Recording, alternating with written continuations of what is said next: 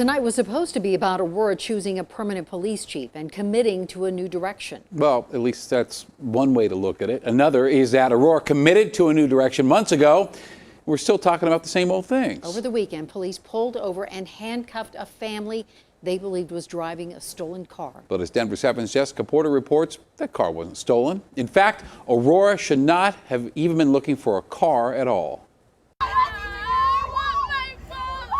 Terrified children scream for their mother, surrounded by police and detained over suspicion they were driving a stolen vehicle. Why are you now placing these children on the ground, face into the concrete, it's hot, in front of all of us, and screaming at them, and they're telling you they're hurt? Jenny Wirtz was in the parking lot of this shopping center on Buckley and Iliff in Aurora.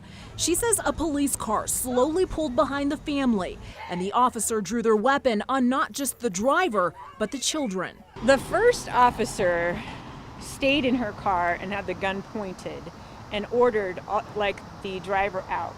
Several of the children were handcuffed. Wirtz says officers tried to bully her into not recording them. That makes me very mad because I am not anti-police. I am anti what happened yesterday, and that was ridiculous. But the car the family was driving was in fact not stolen. And the vehicle Aurora police should have been looking for is a motorcycle that happens to have the same plate number in a different state.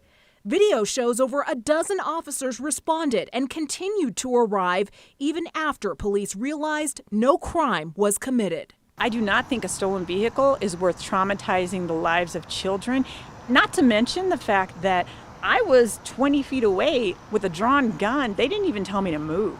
Aurora police say officers drew their weapons because it's part of their unwritten policy for a high-risk stop. The chief blamed the incident on a license plate reader, even though the vehicle wasn't a motorcycle. I totally understand that family's anger, so I don't want to diminish that anger.